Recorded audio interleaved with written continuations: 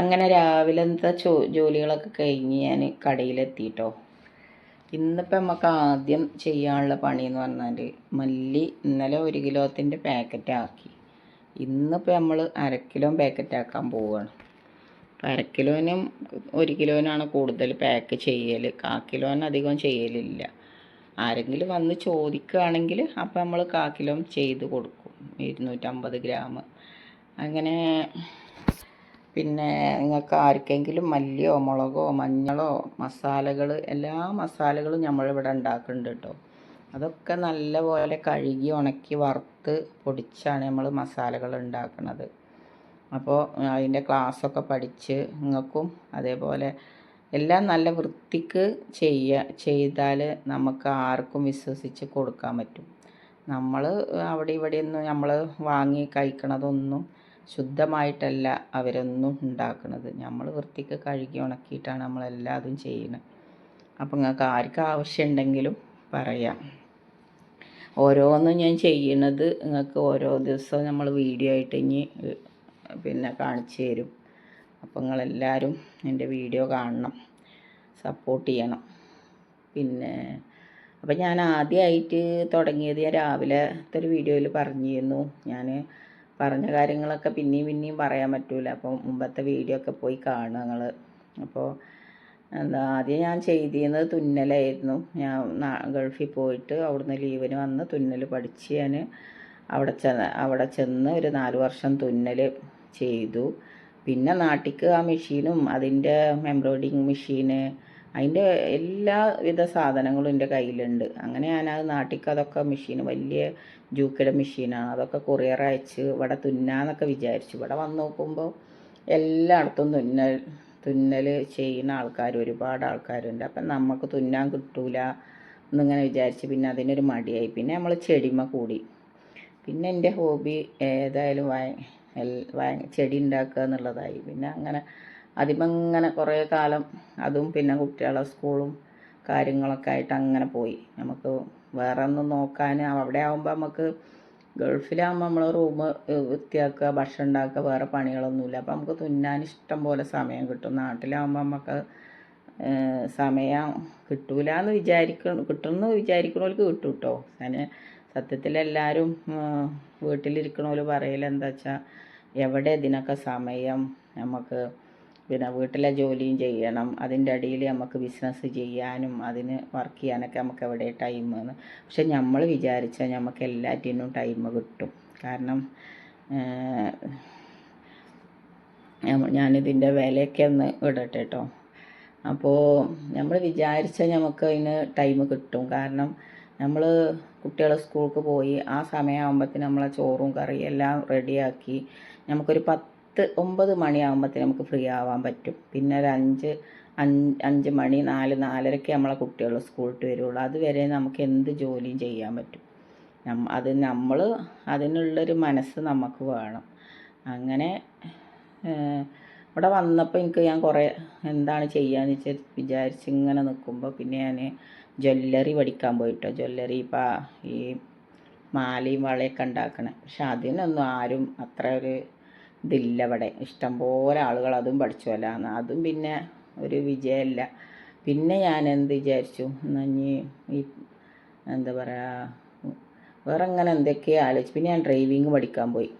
അങ്ങനെ ഡ്രൈവിങ് പഠിച്ച് പിന്നെ അതിൻ്റെ ഒരു സന്തോഷം. അങ്ങനെ ഒരു വർഷം അങ്ങനെ അതിൻ്റെ കാര്യങ്ങളൊക്കെ ആയിട്ട് അങ്ങനെ ഒരു 6 മാസത്തോളം അങ്ങനെ അത് പഠിക്കലും അതിൻ്റെ ഒരു ഇതിലങ്ങനെ പോയി. അത് കഴിഞ്ഞ് പിന്നെ ഞാൻ എന്താ പറയുക കഴിഞ്ഞ വർഷം 10ാം ക്ലാസ് പഠിക്കാൻ പോയി. അങ്ങനെ 10ാം ക്ലാസ് പഠിച്ച് 10ാം ക്ലാസ് SLC പാസ്സായി. അത് കഴിഞ്ഞ് ഹസ്ബൻഡ് നാട്ടിൽ വന്നു.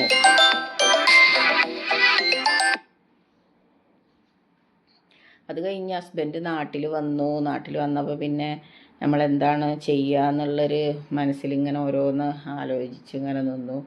അങ്ങനെ എന്ത് ബിസിനസ് തുടങ്ങും. അതിൻ്റെ മുമ്പ് ഞാൻ പത്തിരി ചുട്ട് കൊടുക്കുക എന്നുള്ളൊരു ഇതിൽ തുടങ്ങി കേട്ടോ. പത്തിരി ചുട്ട് കൊടുക്കാം ആളുകൾക്ക്.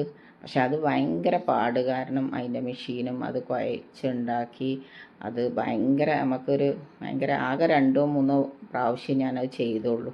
പക്ഷേ അത് അപ്പം ഹസ്ബൻഡ് ചീത്തായിരുന്നു, ഇത്രയും ഇടങ്ങാറായി പത്തിരിയൊക്കെ ഉണ്ടാക്കിയിട്ട് അതൊക്കെ ഭയങ്കര പണിയാണ് എന്ന് പറഞ്ഞിട്ട് ചീത്തായിരുന്നു. അപ്പോൾ ഞാൻ പിന്നെ അത് വേണ്ടാന്ന് വെച്ചു, നമുക്ക് അത്ര ഇതല്ല. പിന്നെ ഭർത്താവ് നാട്ടിൽ വന്നപ്പോൾ ഞാനങ്ങനെ എന്തെങ്കിലും ചെയ്യണം എന്നില്ല എൻ്റെ ആഗ്രഹം എന്നല്ലാതെ ഭർത്താവിന് അത് വലിയൊരു സപ്പോർട്ട് ഉണ്ടായിരുന്നില്ല കേട്ടോ.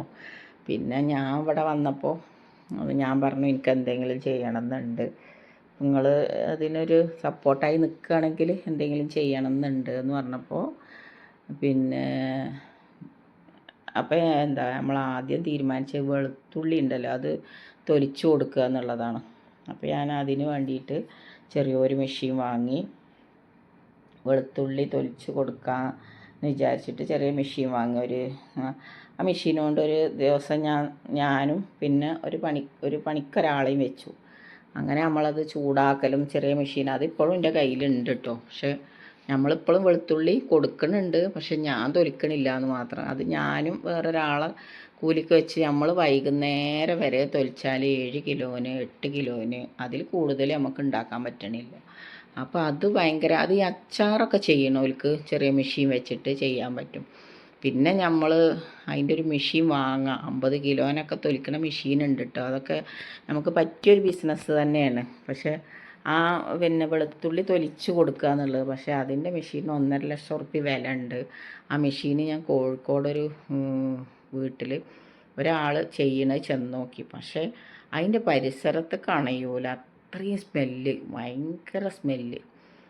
അപ്പോൾ അത് കാരണം എനിക്ക് അതിനോടൊരു ഇഷ്ടമുണ്ടായില്ല, ആ മെഷീൻ വാങ്ങാൻ ഞാൻ സമ്മതിച്ചില്ല. അപ്പോൾ ഞാൻ പിന്നെ എന്താ ചെയ്യാന്ന് വെച്ചപ്പോഴാണ് ഞാനിങ്ങനെ യൂട്യൂബിലൊക്കെ നോക്കിയിട്ട് വെളുത്തുള്ളി പായം ഞങ്ങൾ ചെയ്യുന്നുണ്ട്, പക്ഷെ അത് കോഴിക്കോട്ടിൽ നിന്ന് തൊലിച്ചത് വന്നത് നമ്മൾ ഇവിടെ സപ്ലൈ ചെയ്യാണ്, അല്ല നമ്മൾ തൊലിച്ചു കൊടുക്കണില്ല. അപ്പോൾ ഞാൻ പിന്നെ എന്താ നമ്മൾ ചെയ്യാന്നിങ്ങനെ വിചാരിച്ച് നിൽക്കുമ്പോഴാണ് നമ്മൾ സിപ്പപ്പിൻ്റെ മെഷീൻ ഇങ്ങനെ യൂട്യൂബിൽ വീഡിയോ കണ്ടു. അങ്ങനെ ഞാൻ ആദ്യമായിട്ട് ഒരു സിപ്പപ്പ് മെഷീൻ വാങ്ങി.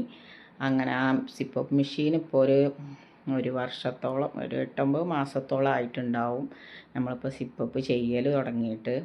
അത് മാഷാ അല്ലാഹ് നല്ല ഉഷാറാണ്. മഴക്കാലത്ത് കുറച്ച് നമുക്ക് കുറവായിരിക്കും, പക്ഷേ വേനൽക്ക് നല്ല ഉഷാറായിട്ട് ആ ബിസിനസ് നടക്കും. നിങ്ങൾക്ക് ആർക്കെങ്കിലും സിപ്പപ്പൊക്കെ ചെയ്യാൻ ആഗ്രഹം ഉണ്ടെങ്കിൽ എനിക്ക് കമൻ്റ് ഇടുക, ഞാൻ എല്ലാതും അതിൻ്റെ പറഞ്ഞു തരാം. അതിൻ്റെ മെഷീൻ ഓട്ടാനൊക്കെ കുറച്ചൊരു പണിയുണ്ട്. ആദ്യം നമ്മളെ കയ്യിൽ കിട്ടിയപ്പോൾ ഭയങ്കര ബുദ്ധിമുട്ടായിട്ട് തോന്നിയിട്ടോ അത് ഉണ്ടാക്കണതൊക്കെ. പക്ഷെ പിന്നീട് നമുക്കതിങ്ങനെ ചെയ്ത് അതിപ്പോൾ ശീലമായി. പിന്നെ 2 എനിക്ക് ജോലിക്കുണ്ട്, എൻ്റെ കൂടെ ഉണ്ട്. അവരിപ്പോൾ ഈ മഴക്കാലമായതുകൊണ്ട് കുറച്ച് സിപ്പപ്പ് കുറവാണ്. അത് കാരണം അവരിപ്പോൾ നിർത്തി വെച്ചിരിക്കുകയാണ്. ഞാൻ ഇടയിലൊരു ഒരു കൂട്ടമൊക്കെ നമ്മൾ അടിച്ചും. എങ്ങനെയപ്പോൾ ഒരു ദിവസം 120 പാക്കറ്റൊക്കെ നമ്മൾ ഒരു ദിവസം ചെയ്യുന്നുണ്ടായിരുന്നു. അതിപ്പോൾ നേർപകുതിയായി. ഇപ്പം മഴക്കാലമായതുകൊണ്ട് തീരെ ഇല്ലാന്ന് തന്നെ പറയാം. ഒരാഴ്ചയിൽ 2 ആഴ്ച കൂടുമ്പോഴൊക്കെ ഒരു ട്രിപ്പ് അടിച്ചുള്ളൂ. പക്ഷെ വേനൽക്ക് നമുക്ക് നല്ലൊരു ബിസിനസ്സാണ് സിപ്പപ്പിൻ്റെ മെഷീന് നമ്മൾ എടുത്താൽ. അത് ഞാൻ എവിടുന്നാണ് വാങ്ങി, എങ്ങനെ വാങ്ങി എന്നൊക്കെ അടുത്ത വീഡിയോയിൽ ഞാൻ പറയും. അപ്പം ഇനി കൂടുതലായിട്ട് അടുത്ത വീഡിയോയിൽ വരാം കേട്ടോ. അസ്സലാമു അലൈക്കും. ഇത്രയൊക്കെ ഉള്ളൂ ഇന്നത്തെ വീഡിയോ. നിങ്ങളെല്ലാവരും ഞാൻ ചെയ്ത ബിസിനസ്സുകളൊക്കെ അതെന്തൊക്കെയാണ് എന്താണെന്നൊക്കെ ഞാൻ പറഞ്ഞു തരണ്ട്. അപ്പോൾ നിങ്ങളൊക്കെ കമൻ്റ് ഇടുക, പിന്നെ സപ്പോർട്ട് ചെയ്യണം കേട്ടോ. അസ്സലാമു അലൈക്കും.